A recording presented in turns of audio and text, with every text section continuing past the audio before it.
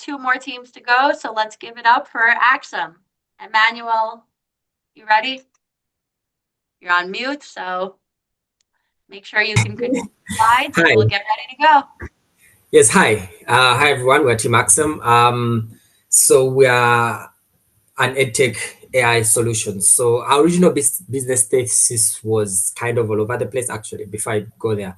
We did about 17 interviews, actually 18, because we did one today morning and I forgot to log the 2 that I did with some students in the barber shop. So actually I hit the 20, I just didn't log them. But our original business thesis was we provide an AI learning assistant to underserved region. It was all over the place to bridge the digital divide. It doesn't really narrow down. So our updated business thesis was more precise, more narrowed down.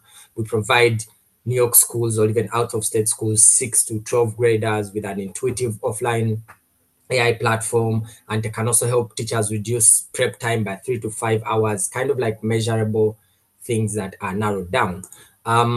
So this was our original business. This is like I mentioned, was all over the place. You see things like our customer segment, underserved communities, schools, rural. What does that mean? It didn't really mean anything. Looking back right now, it didn't really mean anything. So we thought the problem was access, that students couldn't learn because they lacked internet. Turns out, nope. So what we did is we got out of the building. We talked to a bunch of people, strategic people, but mainly I would like to highlight the people from the New York Department of Education. We talked to superintendents, to principals. We also talked to IT teams because this is an edtech product, so we had to talk to them, see what their problems are. We talked to someone from, I would like to highlight the last person, Levin is the director of Open Education Global, who was a big insight in showing us how the whole space is thinking about this problem. So what did we actually find? First of all, the problem wasn't tech, it's the people. And this was justified by the principal, Joanne Mosley, where she told us, big direct quote, the biggest barrier is the adults, not the money, not access, not hardware. They have all that. Every kid in her school has a Chromebook. So they have all that. But the people, the training, the adoption, that was the biggest problem. Even the Open Education Global gentleman verified that even more when I was telling us, even when you roll out to the remote areas that we are thinking to target, you're not just going to bring a tech and hope people use it. You have to find local champions that can roll out your tech for you. So the biggest aha moment for us was security, adoption, and ease of use beats features every time. Doesn't matter how good and complicated and how well your solution works. If people can't use it, if people can't understand it. Joanne Mosley told us of a story of a new platform that they just adopted, which is great, but she has trained and trained and trained, and people have just failed to use it. Technically, it's good, but use-wise, it sucks. So even the Yeshiva IT team told us the same. You need things that people can use. Then the third was, this is not new. We thought we were doing something novel and new. It's not. Alan Levin, the Open Education Director, told us about 10 to 14 years ago, he saw efforts in this space. He mentioned things like Colibri, Kiwix, and all these things, which we are hopefully going to find contacts in and work with. I'd like to take a few minutes on this slide because this is, to me, the biggest takeaway on all this. Building a startup is harder than it seems. We came into this mindset of, oh, I'll just build an app, push social media ads, and I get users, and I'm Mark Zuckerberg. Nope. It's a complicated ecosystem of stakeholders with different fears, motivations, which you will never know. Generalizations are honestly suicide. Things like, we help schools in remote areas. What school? You can't. I remember one of the slides they were teaching us, they told us you can't call a building. What in the schools? Are you going to sell this to the blackboards? Find a person, find a human. That was a big, strong takeaway for me. Start small.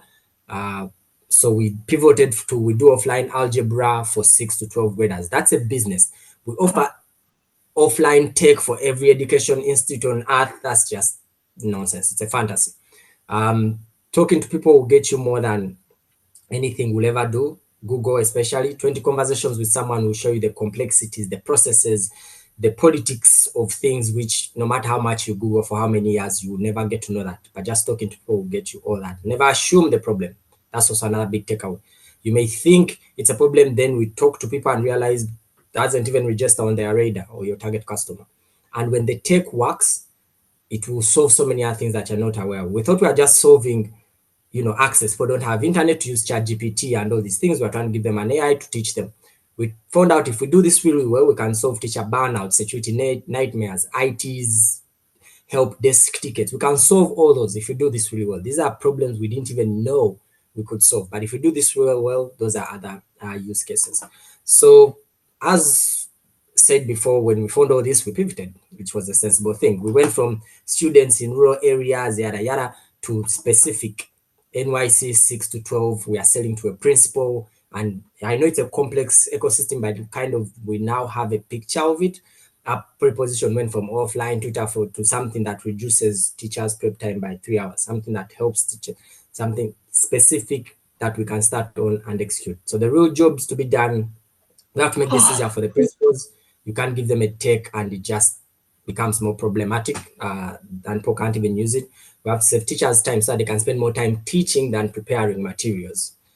Even the people in Rikers Island, the superintendent we talked to worked in a prison. Those people don't have access to internet, but they are students. There's like 50,000 students in American prisons. They are not using AI. So this is something that could also be useful to them. The IT departments themselves, something that's offline is actually easier because there's less complaints and help tickets and support tickets they have to deal with. So this is something that we also saw we could solve for them. So these are updated model BMC. The key highlights here, the value propositions, of course, we are now going straight to teachers. The customer segment is the principal themselves. They will buy this from us or the board of education. Like we know who to call when we have a product and sell it to. That's something we didn't know before. We thought schools, what? The building? No. But we know who to call. The decision makers. And we found potential saboteurs, the teachers themselves. There are people who don't want new tech. Why fix what's broken? So we have to also find a value proposition for them. And also the IT stuff, security risk, enrolling a new thing, we also have to find a value proposition for them, and we're working on that. Went from revenue models of we shall sell devices, no, to annual subscriptions, licenses that we can sell to schools. So this is the ecosystem. It's complicated. Even I'm still trying to understand it, but you have users as the students, you have the economic buyers are the principals and the board of education.